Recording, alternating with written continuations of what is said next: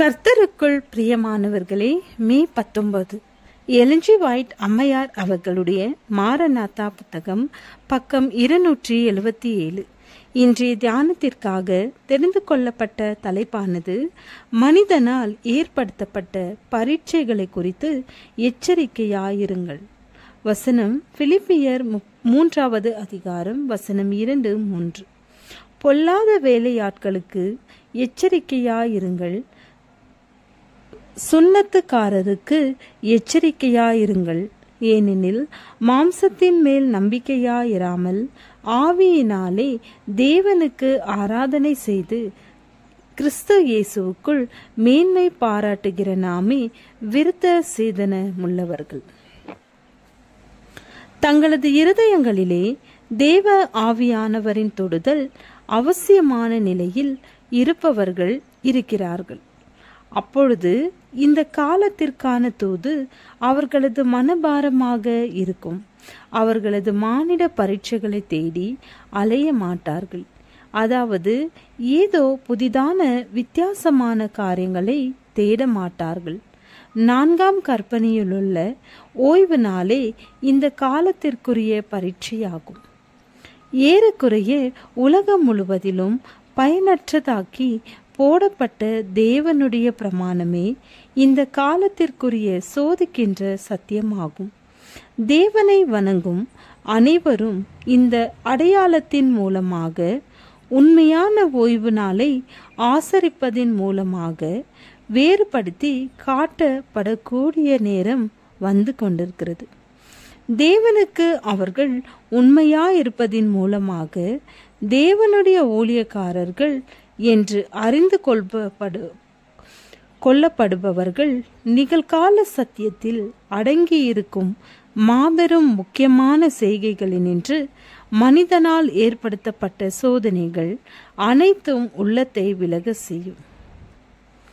நமக்கு மத்தியிலே எதற்கெடுத்தாலும் மிதமின்றி செயலாற்றுபவர்கள், அதாவது குறுகிய கண்ணோட்டமுடைய மக்கள், குற்றம் கண்டுபிடிக்கிறவர்கள், கூர்முனைப்புடையவர்கள், சத்தியத்தின் பொருள் இதுதான் என்று தங்களது சொந்த கருத்துக்களை அதிக விடாப்பிடியோடு பற்றி பிடித்து கொண்டிருப்பவர்கள் ஆகியோரை கொண்டு வருவதே சாத்தானின் விருப்பமும் திட்டமும் ஆகும்.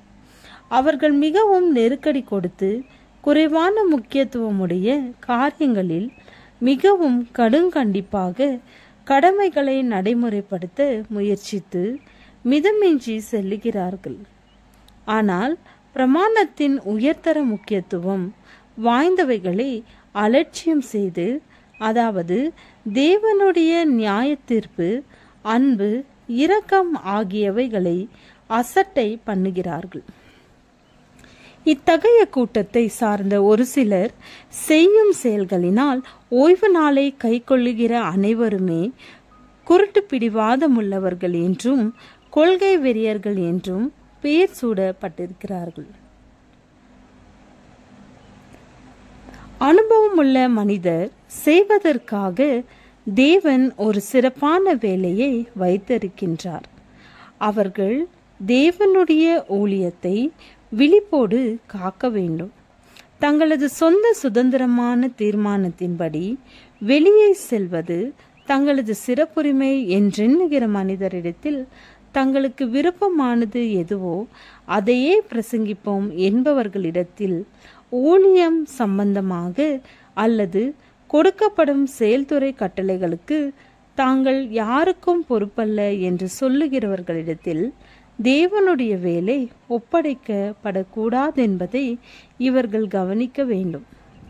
நமக்கு மத்தியில் மற்றற்ற தன்னம்பிக்கையின் ஆவி ஆளுகை செய்யும்படி அனுமதிப்போமானால் செய்யப்படும் காரியங்களில் எந்தவிதமான இணக்கமும் இருக்காது.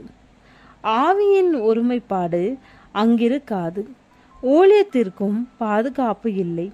ஆண்டவருடைய வேலையிலே ஆரோக்கியமான வளர்ச்சி இருக்காது. கிறிஸ்து தாமும் தமது பிதாவும் ஒன்றாயிருப்பது போல தமது பின்னடியார்களும் ஒன்றாயிருக்க வேண்டும் என்று ஜெபித்தார். இந்த ஜெபத்திற்கு பதிலளிக்கப்படுவதை காண விரும்பவர்கள் பிரிவினை எனப்படும் தன்மை சிறிதளவு காணப்பட்டாலும் அதை அதரியப்படுத்த முயற்சி செய்ய வேண்டும். சகோதரர்கள் மத்தியில் அன்பின் ஐக்கியத்தின் ஆவியை காப்பாற்ற வேண்டும். ஜெபம். பெயர் சொல்லி அழைக்கும் தெய்வமே, உமக்கு நன்றி. உம்மை பின்பற்றி எங்களுக்கு கற்றுத்தாரும். ஆமென்.